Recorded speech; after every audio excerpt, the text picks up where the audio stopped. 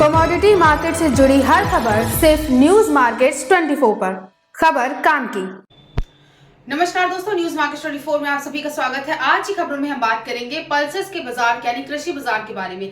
दलहन की मार्केट से आज जो खबरें आ रही हैं वो आ रही हैं दालों के बाजार से, अरहर, चना, मूंग और मसूर दाल के बाजार से। दालों के मार्केट से खबरें ये हैं कि खुदरा के दाम कम करने की जरूरत दाल के बाजार में समझ में आ रही है। किन किन दालों पर इसका कितना असर देखा गया है, कितनी दाम कम हुए हैं और मार्केट में क्या कीमतें जो गिर रही हैं, क्या उसके कारण है। आज इन्हीं पॉइंट को हम कवर करेंगे, एक एक करके सारे पॉइंट्स को कवर करेंगे, विस्तार से चर्चा करेंगे इस बारे में, इसलिए आप वीडियो को बिना स्किप करे आप एंड तक जरूर देखिएगा।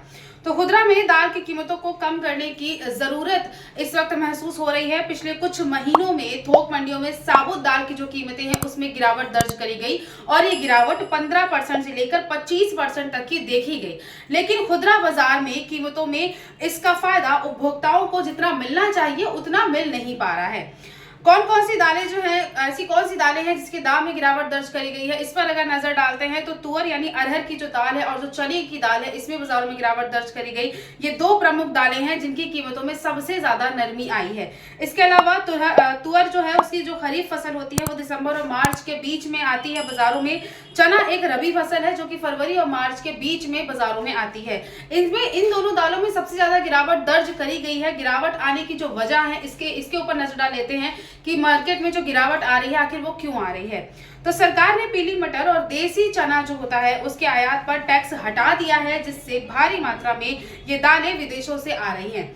इसके अलावा तुअर और उड़द और मसूर का जो आयात है वो भी लगातार बढ़ता हुआ नजर आ रहा है, जिससे कीमतों में गिरावट दर्ज करी गई है। अभी बाजार में पुराना स्टॉक ऊंची कीमतों पर खरीदा हुआ है, इसीलिए खुदरा दाम जो है वो जल्दी से इतने ज्यादा कम नहीं हुए हैं। इसका आने वाले समय पर भी जाहिर सी बात है बाजारों पर असर देखा जाएगा। कितना असर होगा इस पॉइंट पर अगर नजर डालते हैं तो 28 फरवरी 2025 के बाद से पीली मटर का टैक्स फ्री आयात बंद कर दिया गया, जिससे दालों के दाम थोड़े से और भी बढ़ सकते हैं। थोड़ी बहुत जो भी कीमतों में गिरावट देखी जा रही है उस चीज में थोड़ी सी राहत मिलेगी, थोड़ा बहुत आपको बाजारों में सुधार देखने को मिलेगा, रिकवरी देखने को मिलेगी। 31 मार्च 2025 तक उड़द, मसूर और ऑस्ट्रेलियाई जो चना है उसका टैक्स फ्री आयात भी जारी रहेगा, लेकिन इसके बाद सरकार आगे का फैसला ले सकती है। और चने के आयात पर फैसला कृषि मंत्रालय के उत्पादन अनुमान के बाद ही होगा कि चने के बाजार में कितना आयात किया जाए और आयात जैसा होगा उसका असर कीमतों पर देखा जाएगा। कुल मिलाकर थोक बाजारों में जो दाल की कीमतें घटी हुई हैं, लेकिन खुदरा के दाम अभी बहुत ज्यादा इतने जितने गिरने चाहिए उतने अभी नहीं गिरे हैं। दाल की कीमतों में तो गिरावट देखी गई है, लेकिन खुदरा जो बाजार होता है यहाँ पर कीमतों में बहुत ज्यादा नरमी दर्ज नहीं करी गई है।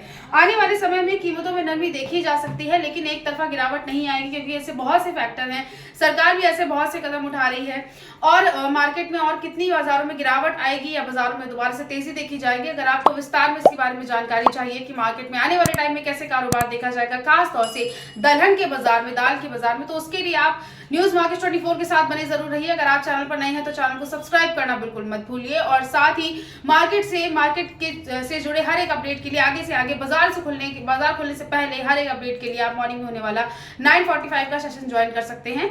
स्क्रीन पर दिए गए नंबर पर आप कांटेक्ट कर सकते हैं या फिर दिए हुए QR कोड को भी आप स्कैन कर सकते हैं। तो आज की खबरों में सिर्फ इतना ही।